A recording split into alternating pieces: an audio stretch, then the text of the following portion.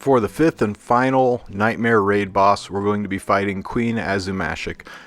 Ironically, this supposedly hardest fight is probably the most accessible one for all players in this game. It has the most options, biggest team diversity.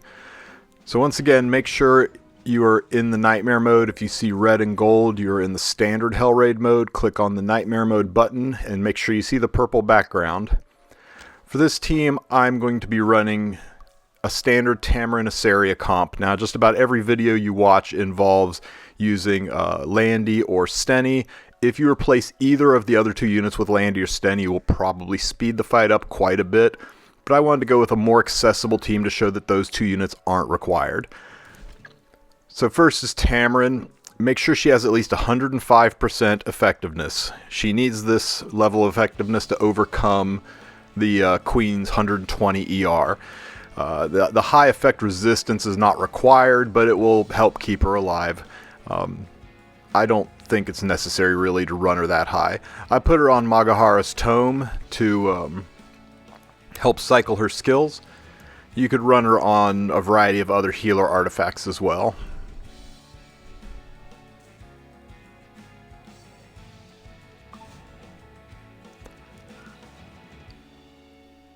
Next is the linchpin of this team is Roana. She just needs to exist. I put her on Shamadra's staff to boost her healing and to give a little more effect resistance to Tamarin, but other than that, just make her tanky. Just her mere presence on the team is enough. Iseria, mine is really fast, yours does not have to be. Make sure she just has a little bit of bulk so she can survive, and make sure she's 5% faster than Tamarin. Those are the only requirements. Oh, well, that and she needs 105% effectiveness as well to overcome the 120 ER of the Queen. You can run her on a variety of artifacts like Misconfile to increase her chance to defense break. I decided to try her out on Prophetic Candlestick to help cycle her ability to reset Tamarin more. I think it worked out nicely. Just do not run her on Song of Stars because that'll be too many debuffs. If you put 3 or more debuffs on the Queen self-cleanses and counterattacks. My damage unit is going to be Commander cLorina. Put her on a mediocre rage set, gave her some pen, and I gave her an artifact that lets her do extra damage with her S1. DDJ doesn't work on the Queen, so that's kind of a wasted artifact, but you could put Symbol of Unity, Merciless Glutton, heck, even Uberous Tooth. There's a whole host of options that you could put on her. Draco Plate actually would be really good too. If you do not want to run cLorina, you can run any DPS unit that doesn't proc debuffs. Landy, Steny, Luna, there's a variety of options out there. So that's the team. Again, replace Roana and Commander cLorina with any other units that don't proc debuffs and do damage, and you're probably in pretty good shape. Landy is fantastic in this. She can wear Bloodstone, which reduces your need for healing, and her damage scales up. Spectre Tenebria is a champ for this because her S1 doesn't trigger counterattacks, so you can have her do attacks into the Queen even when the Queen's buffed. And you can put her on this jank dual attack artifact to get extra hits out of her. So there's several other options, more than I've listed here. It makes this fight pretty accessible as long as you have Iseria.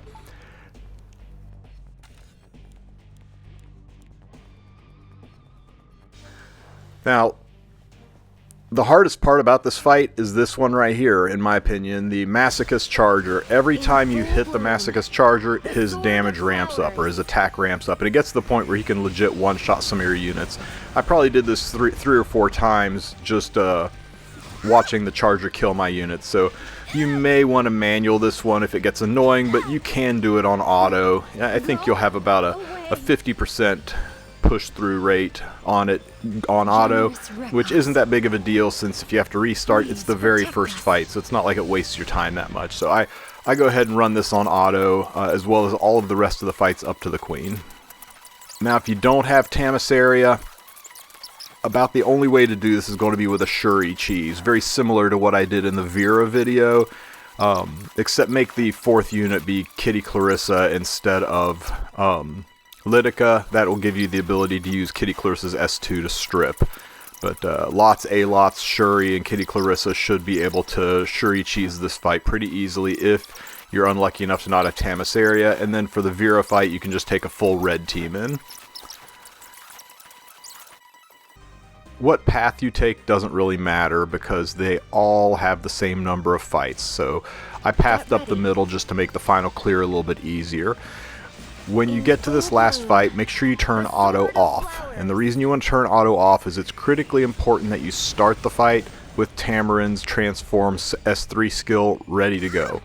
Tamarin also needs to be in the very front of the line, and the reason for this is the front unit's skills are sealed at the start of the fight, and Tamarin doesn't have any passives to seal, so that's no problem for her.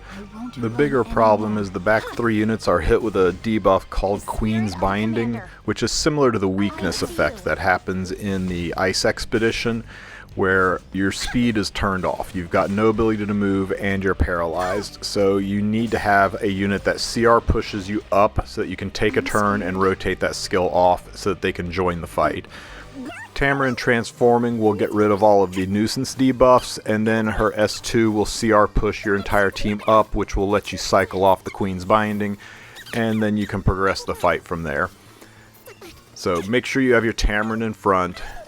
Iseria makes the fight a lot easier because you can reset. I guess you could use this team without Iseria, but it's going to be a little bit more difficult. I think you at very least need to have Candlestick on Tamarin to help her cycle her skills faster. And Iseria could be replaced by another unit that has Strip in her kit. Now by the time you reach this corner, you should be at about 17 morale, so it's a good time to camp. We want to get our morale up into the green for that extra 5% health. Every little bit helps. We can't fully understand the hardships others experience. We can only imagine. However, sometimes a single word of comfort can ease another's pain.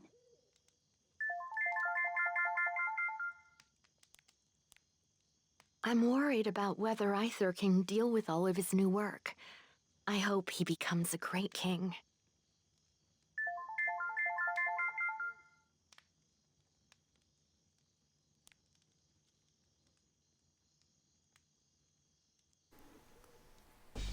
Once your camping is done, you're ready to go into the fight. You can go ahead and pop these blue potions to clean up any lost health that may have been there from the prior battle. At the start of the fight, do not waste Iseria's S3 because the Queen will self-cleanse. So just drop an S2 into the Queen to activate her. She will put her Queen's Binding debuff on all of the back row units and seal the front row units. The 2 B eggs will hatch, putting random debuffs on all your units. And this is why it's great to have Tamarin in the front. When she transforms, she'll cleanse those debuffs. And when she pushes, she'll get rid of this Queen's Binding skill, which is locks you into place, keeps you from having any speed movement and from taking turns. So the transform gets rid of the debuffs, the CR push pushes everybody up. They still have the binding, but it cycles off, so they don't get to take turns because they were paralyzed. Now Tamarin can use her S1 skill, which will strip the debuffs off of the Queen, but target the B. You want to take out the Bs first. So you target the B so that the secondary attack goes into the B, and of course, Tamarin got 15%ed on both debuff strips, so that's lovely. You can reset Tamarin even when she's in Idol's form. That will let her transform again immediately once she exits. I'll now use my S3 skill. This will strip the 2 buffs off of the Queen and make it a little easier to progress. Except I got 15%ed again on both strips. So you can't hit the Queen when she has buffs. If you hit the Queen when she has buffs, she'll counter, and all of the active units will counter, so both of the Bs will counter in this case, and when the other eggs hatch, all 4 units will counter, and it's just a hot mess. So never touch the Queen while she has buffs. Focus on the Bs, kill them off. Only hit the Queen with units who can strip. It's very important to take the attack and defense buff off of the Queen, because once one round goes by, those will increase to greater attack and greater defense, and she'll also ink the buffs onto the Bs. So if you leave them there, next thing you know, the Bs will have attack and defense buff, and eventually greater attack and greater defense buff. So always strip the Queen to control that, but only focus on the Bs at the start of the fight. That was a counterattack, so it didn't trigger Wait for me. the queen because you can't trigger a counter from a counter. Okay, so even though I've got a push up, I'm going to use the S1 because I want to get rid of those buffs, and this time it finally stripped the buffs off of the queen, and that makes life a little easier. I can now just hard focus the bees. Now something to notice, even though we've only killed one bee and we've purposely not been attacking the queen is already down 20% of her health. So this is why you don't want to attack the queen, because attacking the bees sends an aRas-like effect damage into the queen, and the last thing you want to do is enter the next stage and still have the bees up. Once the 2 bees are down, then we can take it to 50% and hatch the other 2 eggs, but that way we don't deal with too many mobs at once. Something else that's really great about Iseria, and if you replace Iseria, you want to try to find a stripper who has the skill, but that buff block effect is really, really nice. Because of that buff block debuff on the queen, she won't proc her attack buff after she takes a turn. She's got to wait for that debuff to cycle away before she can start putting attack and defense buff on her again. So it gives us more time to focus on the bees. I'm ready. The spirit of a commander. Okay, so now that we've killed the last bee, Step back. we can go ahead and start attacking the queen. Now when you take the queen down to 50% health or below 50% health, she will hatch the other 2 eggs. And when she hatches the other 2 eggs, the same thing that happened on stage 1 will happen again. The back 2 rows will get queen's binding, and the front row will get skills sealed off. Passive skills sealed, I should say. Now, Tam doesn't have any passive seal, so that's no problem for her, but Tamarin's ability to transform is not ready yet, and I don't want to risk pushing the queen below 50%, so I'm just wasting my attacks into the bees, or into the egg sacs, until I can reset Tamarin's skills, which I've done there. So now I'm perfectly fine and safe to start taking out the queen. I don't want to transform Tam yet. I need to save that for the 50% threshold to remove all of the buffs, or all the debuffs, and push my units back up again.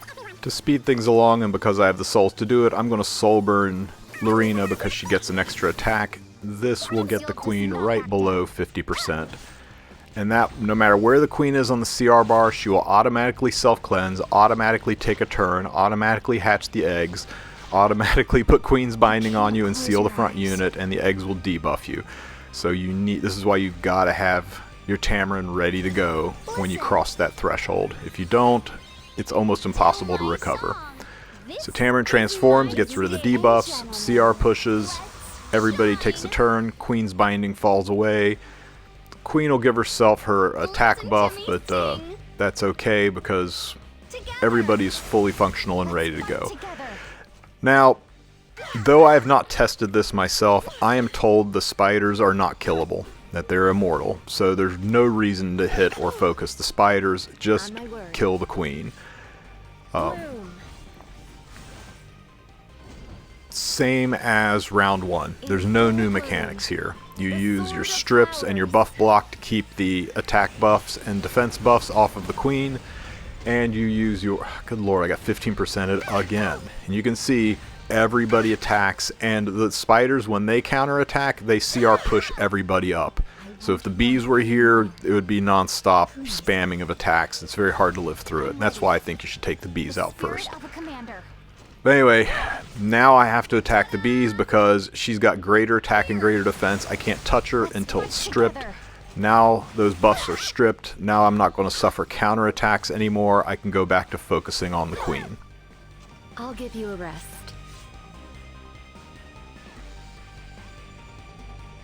Over here. I'm ready.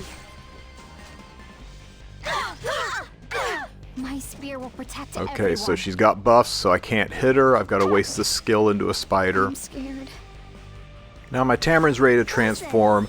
I could use my S1 to strip away these buffs, but because I'm wearing Magahara's Tome, I think she'll cut. So I'm just going to S2, heal everybody up, get attack buff on everybody. I didn't quite cut, but Roana can just attack one of the spiders. And I'll have to have Iseria attack one of the spiders.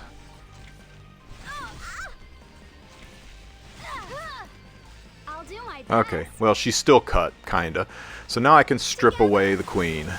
Let's fight together. I will continue my training. Now I'm safe to just chew into the queen. If you had Spectre Tenebria at this point, you could just use Soul Burns and push it all the way to the end. Remember, you've got Kazran in your back pocket. If the debuffs ever add up to be too much, you can use Kazran to cleanse your team, as well as CR push and give everybody attack buff as well. Nice little backup skill. May the light free you from despair. Now that I've got the queen sealed behind a buff block, I'm pretty good to run this down quickly as possible. Ladies and gentlemen, let's shine! Oh, that's right. When the queen does her ultimate, she self-cleanses, so the buff block doesn't help you there. I think I'm going to... Okay, so we'll transform Tamarin. Because my Iseria skill has been used relatively recently, I'm going to go ahead and rip the S1 here. Without any other way to strip the queen. If I just do the S2, everybody has to ditch their attacks anyway. So I use my S1 skill to strip, and now I can go back into hitting the queen. I've got the souls for it, so I'll burn Iseria's S1 for a better chance to defense break. And I'm going to burn Commander Lorena because I'm so close to the end, I got plenty of souls to spare. Now there's one last dirty trick Smilegate throws at us at the end of this fight. When you kill the queen, she doesn't die. She gets the little angry face immortal emote and acts like BBK. She just sits there and takes hits. At least the spiders die. Now that the spiders are dead and we're into this phase though, she no longer counters when you attack her with buffs on. I went ahead and ripped Kazran to get rid of most of the debuffs. It took them from 3 turn bleeds down to 1 turn bleeds. That way they cycle off a little faster. The name of the game here is just survive. All you gotta do is just weather the storm until the angry face immortal buff goes away. It's a dirty trick for people who think they've gotten to the very end, ignore a little bit of sustain to try to rapidly push the kill, then suddenly realize she's not going to die right away, and then they lose because they weren't careful about maintaining their health. I'm doing this S3 just to strip the attack and defense buff. She won't counter with them, but still, it lets her do less damage, and the name of the game right here is just survival. Now that the queen, well, I got one more hit in. So the queen takes a turn, and her angry face goes to a slightly less angry face, and the whole thing continues. Nobody's really hurt. I'm going to go ahead and transform anyway, but I could have just used S1s from here on out. Step back. On my word. I'm not a huge fan of this. It's a nonsense mechanic designed to just waste your time and to troll people who were struggling to clear this. I will continue my training. Okay, queen takes her last turn, the angry face goes away, and now she dies to the very next hit. We'll use the S3 to kill her with a little style. I pledge myself. And that's it. That is Queen Azumashik. And you can theoretically do this team with a full auto team, but it's not consistent. I've seen a couple videos on it. I tried about a dozen different full auto teams with a variety of different comps, even using out-of-the-box ideas like Chaos Inquisitor and Arrowell, which Tundra recommended to me. They can work, but none of them have more than about a 25 to 30% success rate. Trust me, I did it for 2 days straight, non-stop, and I couldn't get better than 25 to 30% success rate. So the full auto comp for the queen is, in my opinion, more of a gear flex. It wasn't worthy of making a video. I don't like putting out videos that don't have easy to replicate consistent teams, and those are just not consistent. Whereas this is very consistent. It makes it very easy, a little boring, but very easy to complete and accessible to most players, which is something a lot of the other fights aren't.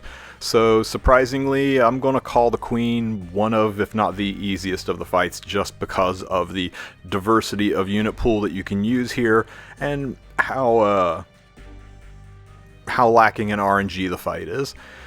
If you have any questions, ask them in the comment section, and I hope you enjoyed this series. If you did, consider giving the video a like and maybe subscribing. Have a great one, guys.